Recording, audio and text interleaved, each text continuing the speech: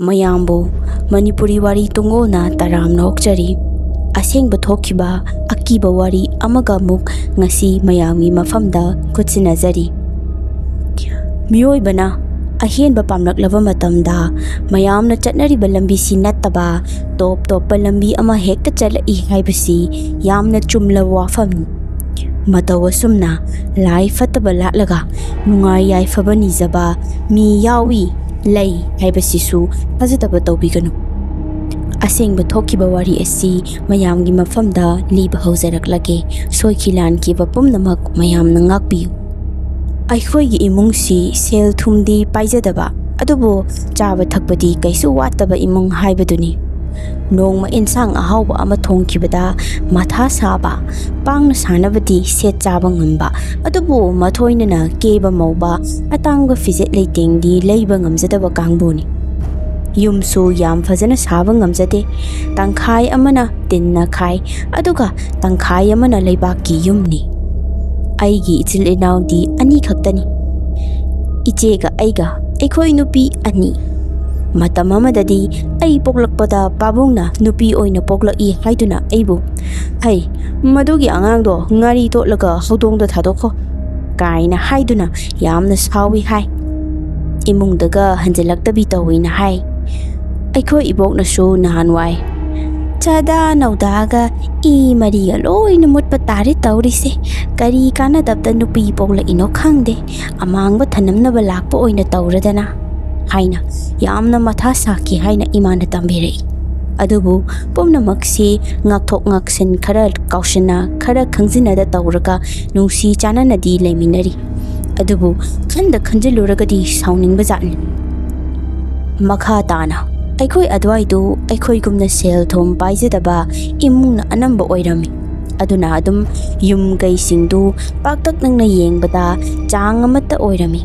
ꯑꯗꯨꯕꯨ ꯑꯩꯈꯣꯏꯒꯤ ꯍꯦꯛ ꯃꯃꯥꯡꯗ ꯅꯥꯄꯤꯅ ꯁꯣꯡꯖꯜꯂꯕ ꯂꯝꯄꯥꯛ ꯑꯃ ꯂꯩ. ꯈꯣꯡꯕꯥꯟ ꯃꯆꯥ ꯑꯃꯁꯨ ꯂꯩꯔꯝꯃꯤ.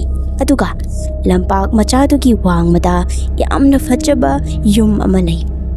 ꯅꯤꯡꯊꯧ ꯀꯣꯅꯨꯡꯒ ꯆꯥꯡꯗꯝꯅꯕꯗ ꯌꯥꯕꯖꯥꯠꯅꯤ. ꯑꯁꯨꯛꯀꯤ ꯃꯇꯤꯛ ꯆꯥꯎꯏ, ꯐꯖꯩ. ꯏꯃꯨꯡꯗꯨꯒꯤ ꯃꯤꯑꯣꯏꯁꯤꯡꯗꯨ ꯊꯕꯛ ꯑꯆꯧꯕ ꯇꯧꯕ ꯑꯃꯠꯇ ꯌꯥꯎꯗꯦ. ꯀꯔꯕꯥꯔꯗꯤ ꯇꯧꯏ ꯍꯥꯏꯕꯅꯤ, ꯑꯗꯨꯕꯨ ꯄꯩꯁꯥꯗꯤ ꯑꯔꯣꯏꯕꯤꯗ ꯄꯥꯏ. ꯂꯩꯀꯥꯏꯒꯤ ꯃꯤꯁꯤꯡꯒꯁꯨ ꯀꯌా ꯇꯣꯔꯣꯠ ꯈꯣꯟꯗꯥꯅꯅ ꯇꯤꯟꯅꯗꯦ. ꯃꯁꯤꯒꯤ ꯃꯊꯛꯇꯁꯨ ꯃꯈꯣꯏꯁꯤ ꯍꯣꯡꯒꯠꯂꯒ ꯂꯩꯕꯅꯤ. ꯑꯩꯁꯨ ꯐꯅ ꯀꯨꯏꯅꯗꯤ ꯂꯩꯁꯥꯔꯛꯂꯕꯅꯤꯅ ꯃꯈꯣꯏꯅ ꯍꯣꯡꯒꯠꯂꯛꯄꯗꯣ ꯈꯪꯍꯧꯏ. ꯑꯩꯈꯣꯏ ꯂꯩꯀꯥꯏꯒꯤ ꯌꯨꯝ ꯑꯊꯤꯕꯁꯤꯡꯗꯨꯒꯤ ꯃꯔꯛꯇ ꯃꯈꯣꯏꯒꯤ ꯌꯨꯝꯗꯨꯗꯤ ꯆꯣꯡꯊꯣꯛꯂꯝꯃꯤ. ꯑꯁꯨꯝꯅ ꯃꯈꯣꯏꯒꯤꯗꯤ ꯈ꯭ꯋꯥꯏ ꯅꯛꯅꯕ ꯌꯨꯝꯁꯤ ꯑꯩꯈꯣꯏꯅ ꯑꯣꯏꯔꯨꯕꯅ ꯌꯥꯝꯅꯃꯛ ꯅꯠꯇ꯭ꯔꯕꯁꯨ ꯏꯃꯨꯡꯗꯨꯒꯤ ꯃꯔꯝꯗ ꯋꯥ ꯈꯔ ꯈꯪꯕ ꯉꯝꯃꯤ. ꯃꯈꯣꯏ ꯏꯃꯨꯡꯁꯤ ꯃꯌꯥꯝꯒ ꯃꯥꯟꯅꯗꯕꯒꯨꯝ ꯇꯧꯔꯝꯃꯤ. ꯑꯩꯅ ꯑꯁꯨꯝ ꯍꯥꯏꯔꯤꯕꯒꯤ ꯃꯔꯝꯁꯤ ꯍꯥꯏꯖꯒꯦ. ꯃꯈꯣꯏꯒꯤ ꯕꯤꯜꯗꯤꯡꯁꯤ ꯃꯊꯣꯜ 3ꯅꯤ. ꯈ꯭ꯋꯥꯏ ꯃꯊꯛꯀꯤ ꯐ꯭ꯂꯣꯔꯗꯨꯗ ꯁꯪꯇꯞ ꯃꯆꯥ ꯍꯥꯏꯒꯗ꯭ꯔꯥ, ꯌꯨꯝ ꯃꯆꯥ ꯍꯥꯏꯒꯗ꯭ꯔꯥ, ꯈꯥꯖꯤꯟꯗꯨꯅ ꯊꯝꯕ ꯖꯒꯥ ꯑꯃ ꯂꯩ. ꯃꯐꯝꯗꯨꯗ ꯃꯈꯣꯏ ꯄꯨꯖꯥ ꯇꯧꯏ. ꯀꯔꯤ ꯂꯥꯏ ꯂꯥꯠꯂꯤꯕꯅꯣꯗꯤ ꯈꯪꯗꯦ. ꯑꯗꯨꯒ ꯈ꯭ꯋꯥꯏ ꯉꯛꯂꯤꯕꯕꯨ ꯃꯣꯏꯅ ꯄꯨꯖꯥ ꯇꯧꯕꯁꯤ ꯑꯗꯨം ꯀꯣꯏꯂꯥꯡ ꯂꯥꯡꯏ. ꯑꯩꯈꯣꯏꯁꯨ ꯂꯣꯏꯅ ꯇꯥꯏ. ꯑꯗꯨꯒ ꯅꯨꯃꯤꯗꯥꯡꯗꯇꯪ ꯇꯧꯏ. ꯑꯃꯅ ꯑꯃꯨꯛ ꯃꯈꯣꯏꯒꯤ ꯍꯦꯛ ꯒꯦꯠ ꯃꯃꯥꯡꯁꯤꯗ ꯂꯥꯏꯁꯪ ꯃꯆꯥ ꯑꯃꯁꯨ ꯂꯩ. ꯒꯦꯠ ꯃꯅꯨꯡꯗ ꯂꯥꯠꯄꯁꯨ ꯅꯠꯇꯦ, ꯃꯄꯥꯟꯗꯨꯗ ꯂꯩꯕꯅꯤ. ꯑꯗꯨꯒ ꯂꯥꯏꯁꯪꯁꯤꯗ ꯂꯥꯏ ꯈꯨꯔꯨꯝꯃꯤꯕꯁꯤꯅ ꯅꯣꯡꯃꯥꯏꯖꯤꯡ ꯈꯨꯗꯤꯡꯒꯤ ꯈꯨꯔꯨꯝꯃꯤ. ꯈꯨꯔꯨꯝꯕ ꯃꯇꯝꯗꯁꯨ ꯀꯥꯡꯁꯤ ꯈꯤꯡꯏ. ꯃꯈꯣꯏ ꯏꯃꯨꯡꯁꯤ ꯕꯥꯃꯣꯟꯁꯨ ꯅꯠꯇꯦ. ꯑꯁꯨꯝꯅ ꯂꯥꯏ ꯈꯨꯔꯨꯝꯕꯗ ꯀꯥꯡꯁꯤ ꯈꯤꯡꯂꯤꯕꯁꯤ ꯀꯔꯤꯒꯤꯅꯣꯁꯨ ꯈꯪꯗꯦ. ꯌꯥꯝꯅ ꯀꯤꯕ ꯊꯧꯗꯣꯛ ꯑꯃꯁꯨ ꯃꯌꯥꯝꯗ ꯇꯝꯖꯒꯦ. ꯅꯣꯡꯃ ꯅꯨꯃꯤꯠ ꯑꯃꯅꯤ. ꯃꯇꯝꯗꯣ ꯀꯥꯂꯦꯟ ꯊꯥꯒꯤ ꯌꯛ ꯂꯥꯎꯅ ꯁꯥꯕ ꯃꯇꯝꯗꯨꯗꯅꯤ. ꯑꯩꯈꯣꯏꯒꯤꯗꯤ ꯌꯨꯝ ꯃꯅꯤꯡꯗ ꯈꯔ ꯇꯞꯊꯩ. ꯍꯩꯅꯧ ꯄꯥꯝꯕꯤ ꯑꯃꯁꯨ ꯃꯅꯤꯡꯗ ꯍꯧꯏ. ꯑꯗꯨꯅ ꯑꯩꯈꯣই ꯏꯃꯨꯡ ꯃꯤ ꯑꯅꯝꯕ ꯃꯅꯤꯡꯗ ꯐꯛ ꯊꯥꯗꯨꯅ ꯂꯩꯔꯝꯃꯤ. ꯑꯁꯨꯝꯅ ꯃꯇꯝꯗꯨꯗꯗꯤ ꯑꯩꯈꯣꯏ ꯃꯅꯤꯡꯒꯤ ꯏꯪꯈꯣꯜꯗꯨ ꯋꯥꯜꯒ ꯑꯃꯠꯇ ꯈꯥꯖꯤꯟꯅꯗ꯭ꯔꯤꯕꯅꯤꯅ ꯁꯝꯕꯟ ꯇꯦꯛꯂꯤ ꯇꯧꯕ ꯑꯃꯗꯤ ꯈꯥꯔꯝꯃꯤ. ꯑꯗꯨꯅ ꯃꯈꯣꯏ ꯏꯃꯨꯡꯅ ꯆꯠꯄ ꯈꯣꯠꯄꯗꯨ ꯑꯩꯈꯣꯏꯁꯨ ꯃꯅꯤꯡꯗꯇ ꯂꯩꯔꯕꯅꯤನ ꯂꯣꯏꯅ ꯎꯔꯝꯃꯤ. ꯑꯁꯨꯝꯅ ꯅꯨꯃꯤꯠ ꯑꯗꯨꯗ ꯑꯩꯈꯣꯏꯅ ꯐꯝꯗꯨꯅ ꯂꯩꯔꯤꯉꯩꯗ ꯃꯈꯣꯏ ꯏꯃꯨꯡꯁꯤ ꯄꯨꯂꯞ ꯖꯤꯞꯇꯨꯗ ꯀꯗꯥꯏꯗꯅꯣꯃ ꯆꯠꯈꯤ. ꯒꯦꯠꯁꯨ ꯂꯣꯜꯂꯝꯃꯤ. ꯃꯈꯣꯏ ꯏꯃꯨꯡꯒꯤ ꯃꯤ ꯁꯨꯅꯕ ꯆꯠꯈꯤꯕꯅꯤ꯫ ꯑꯁꯨꯝꯅ ꯆꯠꯈ꯭ꯔꯦ ꯍꯥꯏꯔꯕ ꯃꯇꯨꯡꯗ ꯑꯩꯈꯣꯏꯁꯨ ꯐꯅ ꯀꯨꯏꯅ ꯄꯨꯡꯈꯥꯏꯃꯨꯛ ꯑꯩꯒꯤ ꯃꯦꯠꯄ ꯆꯥꯔꯒ ꯐꯝꯗꯨꯅ ꯑꯗꯨꯝ ꯂꯩꯊꯔꯝꯃꯤ꯫ ꯃꯇꯝꯁꯤꯗ ꯑꯩꯅ ꯉꯁꯥꯏ ꯄꯟꯖꯈꯤꯕ ꯃꯈꯣꯏꯒꯤ ꯌꯨꯝꯊꯛꯇ ꯊꯥꯖꯤꯜꯂꯒ ꯁꯪꯇꯞ ꯑꯣꯏ ꯀꯩꯑꯣꯏ ꯇꯧꯕ ꯑꯃ ꯂꯩꯔꯤꯕ ꯑꯗꯨꯗꯒꯤ ꯅꯨꯄꯤ ꯑꯃ ꯇꯞꯅ ꯅꯣꯟꯊꯔꯒ ꯊꯣꯛꯂꯛꯄꯅꯤ꯫ ꯑꯩꯅ ꯏꯆꯦꯗ "ꯑꯃꯨꯕꯤ, ꯑꯝꯇ ꯌꯦꯡꯉꯨꯅꯦ, ꯃꯣꯏ ꯌꯨꯝ ꯑꯋꯥꯡꯕꯁꯤ ꯃꯊꯛꯁꯤꯗꯒꯤ ꯅꯨꯄꯤ ꯃꯁꯝ ꯁꯥꯡꯕꯤ ꯑꯃ ꯊꯣꯛꯂꯛꯏꯁꯦ" ꯍꯥꯏꯅ ꯍꯥꯏꯔꯝꯃꯤ꯫ ꯃꯁꯤꯗ ꯏꯆꯦꯅ "ꯀꯅꯥꯅꯣ ꯁꯤꯗꯤ?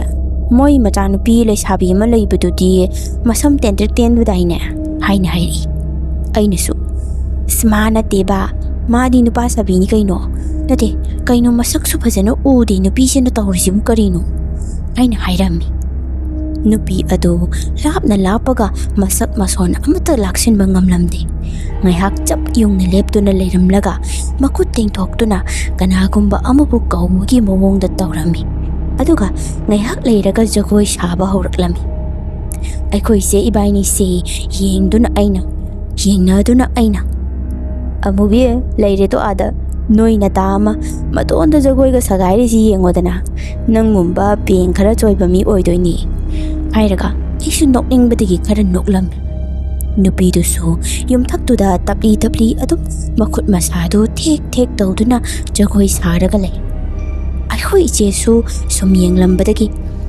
"ꯉꯥꯏꯈꯣꯅꯦ ꯅꯣꯏꯕꯤ, ꯃꯁꯤꯗꯤ ꯃꯑꯣꯡ ꯑꯃ ꯇꯧꯗ꯭ꯔꯣ? ꯅꯨꯄꯤꯁꯤꯕꯨ ꯀꯩꯅꯣ ꯃꯃꯥꯏꯁꯤꯕꯨ ꯁꯨꯛꯎ ꯎꯕ ꯐꯪꯗ꯭ꯔꯤꯁꯤꯕꯣ? ꯃꯁꯥꯁꯤꯁꯨ ꯀꯩꯅꯣ ꯎꯔꯨꯝꯗ ꯂꯩꯕꯒꯤꯔ ꯃꯨꯁꯨꯛ ꯃꯨꯒꯨꯝ ꯇꯧꯏ" ꯍꯥꯏꯅ ꯍꯥꯏꯔꯛꯏ꯫ ꯑꯩꯁꯨ ꯏꯃꯥꯗ ꯌꯦꯡꯍꯟꯒꯦ ꯍꯥꯏꯗꯨꯅ "ꯏꯃꯥ, ꯇꯥꯕ꯭ꯔꯣ? ꯁꯤꯗ ꯑꯝꯇ ꯊꯣꯛꯂꯛꯑꯣ, ꯀꯩꯅꯣꯝ ꯌꯦꯡꯉꯨ ꯂꯥꯎ" ꯍꯥꯏꯅ ꯀꯧꯊꯣꯛꯂꯝꯃꯤ꯫ "ꯀꯩꯗꯧꯅꯔꯦ ꯑꯃꯨꯛ" ꯍꯥꯏꯗꯨꯅ ꯏꯃꯥꯁꯨ ꯃꯅꯨꯡꯗꯒꯤ ꯊꯣꯛꯂꯛꯂꯝꯃꯤ꯫ ꯑꯗꯨꯒ ꯏꯆꯦꯒ ꯑꯩꯒꯅ ꯇꯧꯔꯒ ꯃꯊꯛꯇ ꯖꯒꯣꯏ ꯁꯥꯔꯤꯕ ꯃꯤꯗꯣ ꯈꯨꯠ ꯊꯤꯟꯗꯨꯅ ꯏꯃꯥꯗ taklami. Masida iman. Kainone maside. Kana orizatno jagoiga tamizatla. Ado moi gate sidi sololini. Haina hairi. Ainasu. Moi imungi meeting asaina loina zatnagrabani. Haina hairam. Iman. Yare. Moigi mari mataga oiramni. Noi anina ne na thodi leitramnina ne migi inkolda pan ba shebot phau ubi leire athabak kado khara tawrujo phamja chabada hangoi borabi male manungda yamna thuna changlo haina thina oina chairaklami aikhoisu chin khumdana manungda thabak tawba changlami aduga aina minute 10 muk leiraga maningda amuk tholakpa matamdadi ngasai gi nupidu mangkirami aduga numit aduna ihana hairibu nupidu ubani tungdagidi kira ba thengkhang kayada nupisi adum thengnarakani haibasi aikhoidi matamduda khanjilamde amaromdana laikaina makhoi imungsi ninpungdi harangangnabani makhoi hek yum humlakpadagi aikhoiga moigagi marakta leiriba lampak machaduda tamnaba haurakibani hanadi kayim tawramdaba lampak machani ahal lamana numidang wairam khudingi phamlammi angang nubi chen jongduna sanaba mafam oirammi adubu makhoi imungsi hek lakpatagi lampak sida nupi ama thoi haina bahaurakibani adudagi kanamata lampak sida changlakidabani imung adu leitra fauba ngasi su kanamata changba ngamdana lei nong manumidang wairam amani aisi laido abagi wai tairambani aikhoi imungi oina imungi lai haibadi laining thau laimarimbi jatragi wai tainaba nura tongana ama aduga mapangi lai khegi wai tainaba nurana tongana ama thami aduna aisi imungi wai taiba loiraga nura singe haiduna maninglomda nura du khutna paige hek tawbaga aikhoi maningi Ainok pambi hauriba adomda surot tawba una akangba netpagi makol ama taraklami aisu adum khanjiluba tawdana mafam aduda yinglammi Ainok pambi makhong adudati kanamata leiramdabaduda mathaklomda haibe yenglobani matam sida mamlap tawbaduda nupi ama ubuma saduda makhong yantaduna nappagang hamduna leiribadu uraki ꯀꯣꯜꯗꯨꯗꯁꯨ ꯀꯣꯜꯂꯤ ꯅꯨꯄꯤꯗꯣ, ꯑꯗꯨꯒ ꯃꯈꯨꯠꯇꯨ ꯇꯤꯡꯊꯣꯔꯛꯇꯨꯅ ꯑꯩꯕꯨ ꯀꯧꯁꯤꯜꯂꯛꯄꯅꯤ꯫ ꯑꯩꯁꯨ ꯃꯇꯧꯗꯨꯗ ꯇꯤꯈꯠꯇꯅ ꯂꯥꯎꯔꯒ ꯏꯃꯨꯡꯗ ꯆꯦꯟꯁꯤꯜꯂꯝꯃꯤ꯫ ꯑꯩꯈꯣꯏ ꯏꯆꯦꯅ "ꯑꯅꯣꯏꯕꯤ ꯀꯩꯗꯧꯔꯦ ꯑꯃꯨꯛ ꯁꯟꯗ꯭ꯌꯥ ꯆꯪꯉꯛꯄꯁꯤꯗ ꯂꯥꯎ ꯈꯣꯡꯉꯤꯁꯤꯅ" ꯍꯥꯏꯔꯛꯄꯅꯤ꯫ ꯑꯩꯅ "ꯍꯩꯅꯧ ꯄꯥꯝꯕꯤꯁꯤꯗ ꯅꯨꯄꯤ ꯑꯃ ꯃꯈꯣꯡ ꯌꯥꯟꯊꯔꯒ ꯐꯝꯍꯧꯕꯅꯤ, ꯑꯩ ꯀꯩꯅꯣꯝ ꯇꯧꯔꯤ ꯏꯁꯥꯁꯤ ꯏꯆꯦ" ꯍꯥꯏꯔꯝꯃꯤ꯫ ꯃꯁꯤꯗ ꯏꯆꯦꯁꯨ ꯃꯄꯥꯟꯗ ꯌꯦꯡꯕ ꯊꯣꯛꯈꯤ꯫ ꯉꯥꯏꯍꯥꯛ ꯂꯩꯔꯒ ꯃꯥꯁꯨ ꯍꯥꯊꯨ ꯆꯦꯟꯁꯤꯜꯂꯛꯇꯨꯅ "ꯑꯩꯁꯨ ꯎꯔꯛꯑꯦ, ꯀꯩꯅꯣ ꯁꯤꯗꯤ, ꯃꯤ ꯃꯥꯟꯗ꯭ꯔꯣ, ꯃꯆꯤ ꯂꯦꯡꯍꯧꯗꯦꯅꯦ" ꯍꯥꯏꯅ ꯍꯥꯏꯔꯛꯏ꯫ ꯑꯁꯨꯝꯅ ꯏꯃꯥꯅꯁꯨ ꯊꯣꯛꯇꯨꯅ ꯌꯦꯡꯕꯗ ꯑꯃꯝꯕꯗꯨꯗ ꯅꯨꯄꯤꯗꯨ ꯍꯩꯅꯧ ꯄꯥꯝꯕꯤꯗꯨꯗ ꯃꯆꯤ ꯁꯨꯛꯂꯦꯡ ꯂꯦꯡꯗꯕꯤꯗ ꯀꯣꯟꯗꯨꯅ ꯑꯗꯨꯝ ꯐꯅ ꯀꯨꯏꯅ ꯂꯩꯔꯝꯃꯤ꯫ ꯑꯩꯈꯣꯏꯁꯨ ꯀꯤꯕꯅ ꯃꯄꯥꯟꯁꯨ ꯊꯣꯛꯂꯨꯗ꯭ꯔꯦ, ꯃꯅꯨꯡꯗ ꯄꯥꯕꯨꯡ ꯂꯥꯛꯄ ꯉꯥꯏꯗꯨꯅ ꯂꯩꯔꯝꯃꯤ꯫ ꯄꯥꯕꯨꯡ ꯂꯥꯛꯂꯕ ꯃꯇꯝꯗ ꯄꯥꯕꯨꯡꯅ "ꯅꯣꯏꯁꯤꯗꯤ ꯂꯥꯏꯃ ꯃꯇꯥꯡ ꯆꯥꯗꯅ ꯀꯤꯖꯕ ꯍꯥꯏꯗꯨꯅꯤ, ꯑꯩ ꯊꯣꯛꯂꯒ ꯌꯦꯡꯂꯨꯒꯦ, ꯀꯅꯥꯅ ꯈꯪꯅꯤ ꯃꯇꯝ ꯐꯠꯇꯕꯁꯤꯗ ꯃꯤ ꯊꯧꯔꯤ ꯌꯥꯟꯕꯒ ꯑꯣꯏꯔꯝꯃꯣ" ꯍꯥꯏꯅ ꯍꯥꯏꯔꯛꯈꯤ꯫ ꯏꯃꯥꯅ ꯃꯁꯤꯗ "ꯊꯧꯔꯤ ꯌꯥꯜꯂꯒꯕꯨ ꯇꯣꯡꯉꯒ ꯎꯗꯨꯗ ꯀꯣꯜꯂꯒ ꯂꯩꯈꯤꯗ꯭ꯔꯣ? ꯌꯥꯝ ꯍꯩꯅꯗꯦ, ꯑꯩꯗꯤ ꯀꯃꯥꯏ ꯇꯧꯅꯤ ꯃꯅꯤꯡ ꯃꯌꯥꯁꯤꯗ" ꯍꯥꯏꯅ ꯍꯥꯏꯔꯝꯃꯤ꯫ ꯄꯥꯕꯨꯡꯅ "ꯅꯣꯏꯁꯤꯗꯤꯕ ꯃꯇꯥꯡ ꯑꯣꯟꯊꯣꯛꯅ ꯆꯥꯈꯤꯗ꯭ꯔꯦ, ꯇꯣꯔꯆ ꯂꯥꯏꯠꯇꯨ ꯄꯤꯔꯛꯎꯁꯦ ꯀꯗꯥꯏꯅꯣ" ꯍꯥꯏꯔꯒ ꯇꯣꯔꯆ ꯂꯥꯏꯠ ꯑꯃ ꯃꯄꯥꯟꯗ ꯄꯥꯏꯔꯒ ꯊꯣꯛꯈꯤ꯫ ꯑꯩꯈꯣꯏꯁꯨ ꯀꯤꯅ ꯄꯥꯕꯨꯡꯒꯤ ꯃꯇꯨꯡꯗ ꯏꯟꯅꯔꯝꯃꯤ꯫ ꯄꯥꯕꯨꯡꯅ ꯇꯣꯔꯆ ꯂꯥꯏꯠꯇꯨ ꯃꯐꯝꯗꯨꯗ ꯀꯥꯞꯁꯤꯟꯕꯗꯗꯤ ꯀꯅꯥꯃꯠꯇ ꯍꯦꯛ ꯂꯩꯔꯝꯗꯕꯅꯤ꯫ ꯇꯣꯔꯆ ꯂꯥꯏꯠꯇꯨ ꯃꯨꯊꯠꯂꯕꯁꯨ ꯉꯁꯥꯏ ꯎꯈ꯭ꯔꯤꯕ ꯐꯤꯕꯝꯗꯨꯗꯤ ꯑꯃꯨꯛ ꯍꯟꯅ ꯎꯕ ꯐꯪꯈꯤꯗ꯭ꯔꯦ꯫ ꯅꯨꯃꯤꯠ ꯑꯁꯤꯗꯒꯤ ꯏꯁꯥꯅꯗꯤ ꯈꯪꯖꯗꯕꯤ ꯑꯩꯁꯤ ꯀꯩꯅꯣꯝꯃ ꯏꯇꯧ ꯇꯧꯕ ꯍꯧꯔꯛꯈꯤ꯫ ꯊꯣꯛꯈ꯭ꯔꯤꯕ ꯋꯥꯔꯤ ꯈꯨꯗꯤꯡꯁꯨ ꯇꯪꯈꯥꯏ ꯑꯃ ꯀꯥꯎꯈ꯭ꯔꯕꯅꯤ꯫ ꯏꯃꯥꯈꯣꯏꯅ ꯀꯣꯟꯅ ꯂꯤꯔꯛꯄꯗꯒꯤ ꯃꯌꯥꯝꯗ ꯇꯝꯕ ꯉꯝꯖꯕꯅꯤ꯫ ꯅꯨꯃꯤꯗꯥꯡꯗꯨꯗ ꯉꯁꯥꯏ ꯃꯈꯩ ꯊꯦꯡꯅꯔꯝꯂꯕ ꯃꯇꯨꯡꯗ ꯑꯩꯁꯤ ꯋꯥꯒꯁꯦ ꯏꯉꯥꯡ ꯉꯥꯡꯗꯦ ꯍꯥꯏꯅ ꯏꯃꯥꯅ ꯍꯥꯏꯔꯛꯄꯅꯤ꯫ ꯑꯗꯨꯒ ꯅꯨꯃꯤꯠ ꯈꯨꯗꯤꯡꯒꯤꯗꯤ ꯆꯥꯛ ꯆꯥꯕ ꯃꯇꯝꯁꯤꯗ ꯐꯥꯒꯤ ꯖꯨꯒꯥꯏꯁꯤ ꯑꯩꯅ ꯇꯧꯗꯨꯅ ꯂꯩꯕꯅꯤ꯫ ꯑꯗꯨꯒ ꯄꯥꯕꯨꯡꯒ ꯏꯃꯥꯒꯅ ꯍꯦꯛ ꯆꯥꯕ ꯍꯧꯗ꯭ꯔꯤ ꯃꯈꯩ ꯆꯥꯛꯁꯨ ꯆꯥꯗꯕꯅꯤ꯫ ꯑꯗꯨꯕꯨ ꯅꯨꯃꯤꯠꯇꯨꯗꯗꯤ ꯑꯩꯁꯤ ꯄꯥꯕꯨꯡꯒꯤꯅꯤ ꯍꯥꯏꯅ ꯊꯤꯔꯤꯕ ꯆꯥꯛ ꯄꯨꯈꯝꯗꯨ ꯁꯠ ꯂꯥꯎꯅ ꯆꯤꯡꯁꯤꯟꯗꯨꯅ ꯋꯥ ꯂꯥꯡ ꯀꯔꯤꯃꯠꯇ ꯉꯥꯡꯗꯕꯤ ꯒꯤꯠ ꯅꯝꯗꯨꯅ ꯆꯥꯈꯤ ꯍꯥꯏ꯫ ꯑꯩꯒꯤ ꯏꯇꯧꯗꯨꯗ ꯏꯃꯥꯅ "ꯀꯔꯤꯅꯣ ꯑꯅꯣꯏꯕꯤ, ꯅꯄꯥꯒꯤ ꯆꯥꯛ ꯁꯔꯨꯛꯅꯤꯅꯦꯍꯦ ꯅꯪꯅ ꯇꯧꯔꯤꯁꯤ ꯀꯔꯤꯅꯣ? ꯃꯁꯤ ꯑꯉꯥꯡꯁꯦ ꯉꯥꯎꯔ ꯃꯥꯜꯂꯦ" ꯍꯥꯏꯅ ꯍꯥꯏꯔꯝꯃꯤ꯫ ꯑꯩꯁꯤ ꯏꯃꯥꯅ ꯍꯥꯏꯕꯒꯤ ꯃꯇꯨꯡ ꯏꯟꯅ ꯃꯇꯥꯡ ꯏꯆꯥ ꯆꯥꯗꯅ ꯁꯥꯎꯒꯠꯂꯛꯈꯤ ꯍꯥꯏ꯫ ꯑꯗꯨꯒ ꯄꯨꯈꯝꯒꯗꯣ ꯁꯠ ꯂꯪꯈꯤꯗꯨꯅ "ꯀꯩꯅꯣ, ꯆꯥꯛ ꯂꯥꯝꯕꯁꯤ ꯆꯥꯕ ꯌꯥꯗ꯭ꯔꯕꯣ?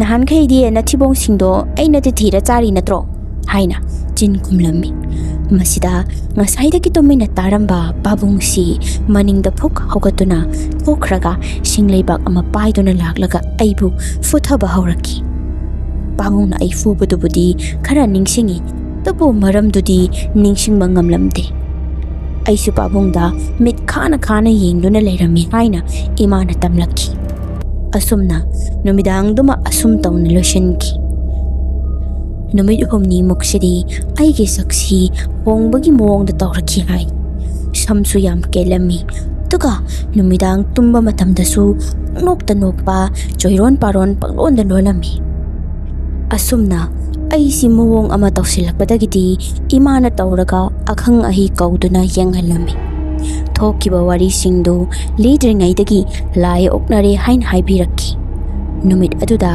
ꯏꯃꯥꯁꯨ ꯏꯆꯦꯁꯨ ꯂꯣꯏꯅ ꯊꯦꯡꯅꯈꯤꯕꯅꯤ꯫ ꯑꯗꯨꯕꯨ ꯑꯩꯉꯣꯟꯗꯇꯪ ꯇꯥꯏꯅꯔꯤꯕꯁꯤ ꯀꯔꯤꯒꯤꯅꯣ ꯍꯪꯕꯗ ꯑꯩꯅ ꯈꯔ ꯁꯣꯟꯕꯒꯤꯅꯤ ꯍꯥꯏꯔꯛꯂꯝꯃꯤ, ꯏꯃꯥꯒ ꯏꯆꯦꯒ ꯌꯦꯡꯅꯕꯗ꯫ ꯑꯁꯨꯝꯅ ꯑꯩꯁꯤ ꯊꯧꯗꯣꯛ ꯑꯗꯨꯗꯒꯤ ꯗꯁꯥ ꯇꯥꯈ꯭ꯔꯕ ꯇꯨꯡꯗ ꯉꯁꯤ ꯐꯥꯎꯕ ꯏꯁꯥꯗ ꯂꯥꯏꯒꯤ ꯅꯨꯡꯁꯤꯠꯁꯤ ꯑꯃꯨꯛ ꯐꯨꯗꯣꯛꯂꯤ꯫ ꯃꯈꯥ តាꯅ ꯂꯝꯄꯥꯛ ꯃꯆꯥꯗꯨꯗꯁꯨ ꯃꯅꯤꯟ ꯂꯩꯕ ꯍꯧꯔꯛꯄꯗꯒꯤ ꯂꯩꯀꯥꯏ ꯃꯤꯌꯥꯝꯁꯤ ꯅꯤꯟꯐꯨꯡ ꯉꯥꯡꯅꯕ ꯍꯧꯔꯛꯈꯤ꯫ ꯌꯥꯝꯅ ꯃꯨꯟꯅ ꯃꯅꯨꯡꯒꯤ ꯋꯥꯐꯝ ꯈꯪꯗ꯭ꯔꯕꯁꯨ ꯃꯈꯣꯏ ꯏꯃꯨꯡꯁꯤ ꯃꯌꯥꯝꯅ ꯂꯥꯠꯅꯔꯤꯕ ꯏꯁꯣꯔꯁꯤ ꯅꯠꯇꯕ ꯐꯠꯇꯕ ꯂꯥꯏ ꯂꯥꯛꯂꯤ ꯍꯥꯏꯕꯁꯤ ꯃꯔꯤ ꯈꯪꯅꯕ ꯍꯧꯔꯛꯈꯤ꯫ ꯃꯈꯣꯏꯒꯤ ꯃꯃꯥꯡꯗ ꯄꯟꯖꯈꯤꯕ ꯅꯨꯄꯥ ꯁꯥꯕꯤ ꯃꯆꯥꯅꯨꯄꯤ ꯑꯃ ꯂꯩ ꯍꯥꯏꯔꯤꯕꯗꯨꯅ ꯑꯩꯈꯣꯏ ꯂꯩꯀꯥꯏꯒꯤ ꯅꯨꯄꯤ ꯃꯆꯥ ꯑꯃꯗ ꯅꯨꯡꯁꯤ ꯄꯥꯝꯃꯤ ꯍꯥꯏꯅ ꯍꯥꯏꯕꯗꯒꯤ ꯌꯥꯔꯛꯇꯨꯅ ꯃꯈꯣꯏ ꯑꯅꯤ ꯃꯇꯝ ꯈꯔ ꯅꯨꯡꯁꯤꯅꯔꯝꯃꯤ꯫ ꯑꯗꯨꯗ ꯅꯨꯄꯤ ꯃꯆꯥꯗꯨꯅ ꯃꯈꯣꯏꯒꯤ ꯃꯌꯨꯝ ꯆꯪꯕꯗ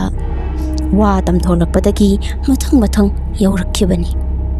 Makoi ani nungsinaribadusu senjau paiba imungdugi mama mapana kanna yadabadagi koinasu chatkidre. Asum tauna makoi imungsi khara sathiba mayamga khara manadaba imungni haibado khangnarakpani. Aina oklakhiba lai nubidusu makoi imungdagi tholakpani hainarem. Nongmasu aina icheda asumna hanglami. Amobi laikai mi khaina khoina oknaba lai nubido paisa paiba imungsidainine haina hainarisi chumbro. Ichena masida hei wawa lawba yaba nateko kizadro tumin layu ayuk nganta maningsida thoktuna yengu makoi yumthaksidane nubido dum laibani haina hairi aino aidi nong to udena kaino hairami masida ichena ei apumbi nangna kaidigi thingnadoino yahona numit chap yungaga hauraga hairaklammi. Asumna ichena aingonda nubidu makoi yumthakta ayuk anganbada ubani hairakpadagi aishu nubidu uba haurakki. Isadasu yamna hainaramde yam koina ubaga natte phat launa ngayak uramaga mitse hek thaido uba matamda leiramdabani. Makha tarakpa oina chahi ani mukki matungdani chahido nong yam ka hena tabagi ising chawrani haiduna tawrami. Hojik phauba ningsingi ising chawkhiba matamdo borlai khuramba takhibani. Asumna mi ataigidi ising chawdorena ninphung ngangnabaduda magi ngamjabi pochai singdu kharada oirbasu kannaba hotnarami. Adubo chenpham laitaba aikhoi imungdi thomlani khangbagi karisu tawramde. Maru oiba pochai che chang khara kai mathakta thangkat lidu mangairi. Asum tawna ising dusu mahausa magi khujin thaurangna thingba ngamdana chawraklami. Maning lomdagi chawrakpani. Aduna aikhoi pulap maning lomda thoktuna ising chawrakpadu henglammi. Matam sida aigi mitta senjau paiba imungdugi gate mamangda sariba laisang machadu tektuna aikhoi romda isingduna chelaga puraklibadu uraklami. Aina moigi laisang machase tiga tawthare enhe aina hairami. Masida imana haima kamai tawrino sina tawhaibra tawhaidabra khangdeni moi imung si suba miron thungdabra karino ising si chawdore na hairadi laisang si akoibada wara karino khara khajan bayaidana aina hairaklammi. Ichena o midi leirise chaubada landani karibu thoina wajurudoino amuk sarasu yaba laisang sida noi ekhoi mangaire matha sadaurise haina hairakpani. Ising chawba numittumadi ekhoi su wabada loirami. Imongsu makhadu leibaknina noina bere pethaduna chatpa amata yaramdi. Ising yaudaba mapa machet ama leiribaduna pochai loinamak thangalaga maduda leirami. Numittumadi wabaga kaiga loina pop tana kang maraktuda tumnarami. Nonga lava matamda imana papung kokthoraki. Aisu kari tawrajat one haiduna mapanda thoklami. Masida imana moi pabung yengone si moi makharomdagi ngarang taotharkpane laisang machase ekhoi aloe vera pambi sidane pallaga leirame manung sida lai yauri male amda lawthoksi airakki. Aduga pakpunga makhoi ani tawraga manungda yauri du karino na yenglami. Matam sidadi aisu mihun chenkhatkiba khanghaude. Tingi laisang machadudagi manungda yawramlibadu atai karisu oiramde. Chafu musuk muba amada mamit machin angang bana yeksanduna laigi fi angobuduna yetsanduna saba laigi mitam mama oirami. Babungna kaino side mana pokpadagi uzadrin he laigi mitambo sumaina semnabro phagi parangdawna airakki. Imasi khara masada hainadraba mali. Yare hapsankrasi moi babung laidi oiramni adum latpani moi imungna ai isasi yam kainom tawdobo malida masi ubada haiduna mitamdo amuk hapchanduna machi amada kotchanduna thamkirami. Numittumasu in sonbo kaiwo adumak numidang tabasu khanghaude. Ising chawbagi mainaga laktabani yamna waba haibadu oirami.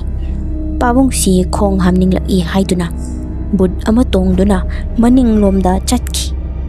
Aikhoi amangsang leibatusu khara lapi.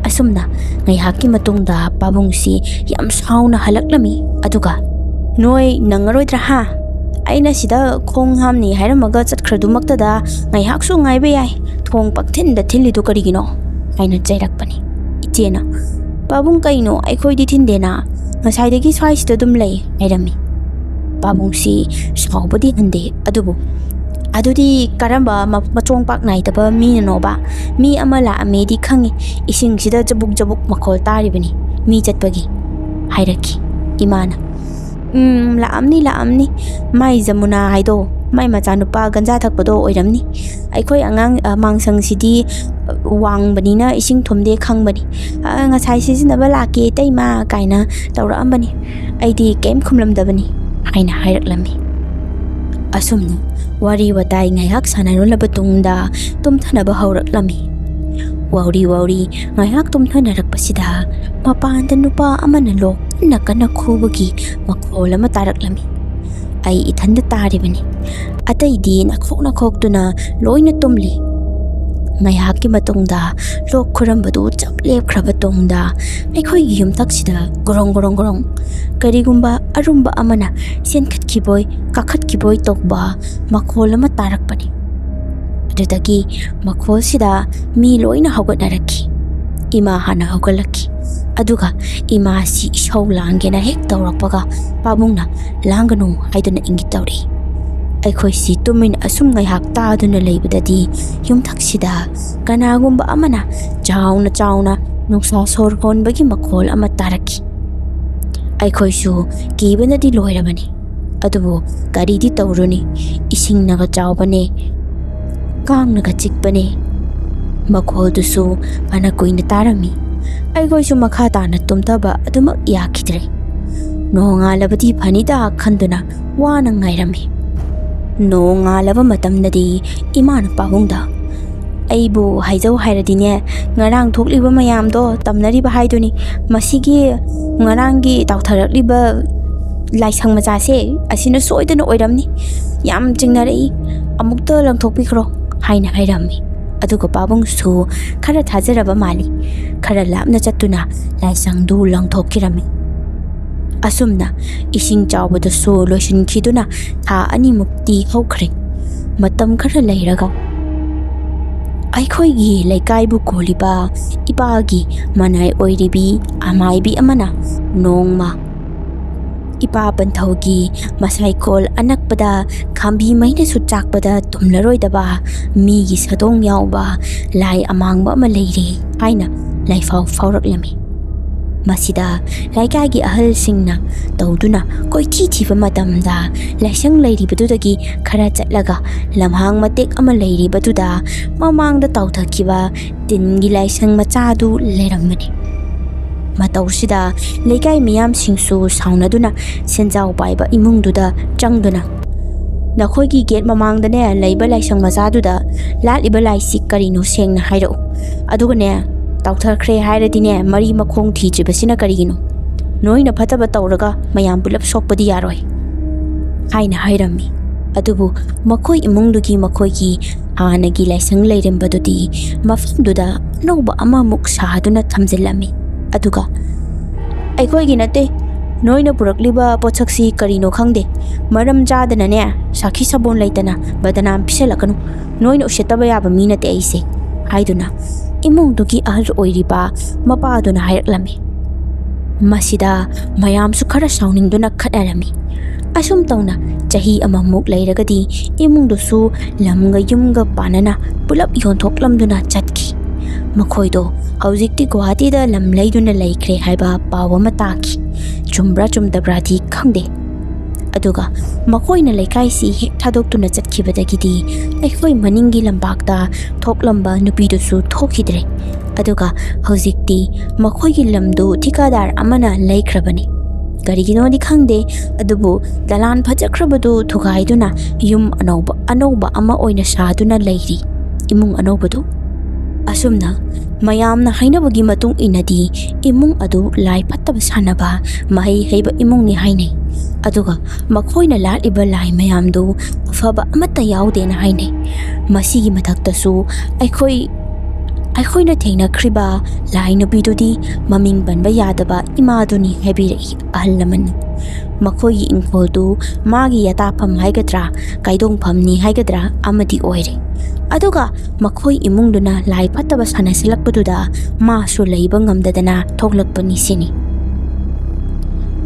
ꯏꯃꯥꯗꯨꯁꯨ ꯑꯆꯝꯕ ꯂꯥꯏꯗꯤ ꯅꯠꯇꯕꯅꯤꯅ ꯀꯔꯤꯒꯨꯝꯕ ꯑꯁꯣꯟꯕ ꯃꯤꯅ ꯑꯣꯛꯅꯔꯒꯗꯤ ꯂꯥꯏꯀꯠꯅꯕ ꯉꯝꯗꯅ ꯁꯤ ꯍꯥꯏꯅꯔꯤꯕꯅꯤ꯫ ꯑꯁꯨꯝ ꯇꯧꯅ ꯃꯔꯝꯁꯤꯡ ꯑꯁꯤꯅꯤ ꯍꯥꯏꯗꯅ ꯍꯦꯛꯇ ꯈꯨꯠ ꯊꯤꯟꯕ ꯌꯥꯕꯗꯨꯗꯤ ꯑꯃꯠꯇ ꯑꯣꯏꯗꯦ꯫ ꯑꯗꯨꯕꯨ ꯑꯩꯒꯤ ꯋꯥꯈꯜꯗꯗꯤ ꯑꯍꯜ ꯂꯃꯟꯁꯤꯡꯅ ꯍꯥꯏꯕꯤꯔꯝꯂꯤꯕꯁꯤꯡꯁꯤ ꯆꯨꯝꯒꯅꯤ ꯈꯟꯖꯩ꯫ ꯍꯧꯖꯤꯛꯇꯤ ꯌꯥꯝꯅꯁꯨ ꯍꯣꯡꯂꯦ, ꯃꯤꯁꯨ ꯀꯨꯡꯅ ꯃꯌꯥꯝ ꯑꯃ ꯇꯥꯔꯦ, ꯑꯗꯨꯅ ꯀꯔꯤꯃꯠꯇ ꯈꯟꯗ꯭ꯔꯦ꯫ ꯑꯗꯨꯕꯨ ꯃꯇꯝꯗꯨꯗꯗꯤ ꯌꯥꯝꯅ ꯀꯤꯈꯤꯕ, ꯏꯁꯥꯗ ꯍꯩꯅꯗꯕ ꯐꯥꯎꯈꯤꯕ ꯊꯧꯗꯣꯛ ꯍꯥꯏꯕꯗꯨ ꯑꯣꯏꯔꯤꯕꯅꯤ꯫ ꯉꯁꯤ ꯐꯥꯎꯕꯁꯨ ꯀꯥꯎꯕ ꯉꯝꯗꯕꯒꯤ ꯃꯌꯥꯝꯗ ꯂꯤꯊꯣꯛꯆꯕꯅꯤ꯫ ꯃꯇꯥꯡ ꯑꯁꯤꯗ ꯋꯥꯔꯤ ꯑꯁꯤ ꯂꯣꯏꯁꯤꯟꯖꯔꯦ꯫ ꯃꯊꯪ ꯋꯥꯔꯤ ꯑꯅꯧꯕ ꯑꯃꯃꯨꯛ ꯄꯨꯗꯨꯅ ꯂꯥꯛꯆꯒꯦ꯫ ꯊꯥꯒꯠꯆꯔꯤ꯫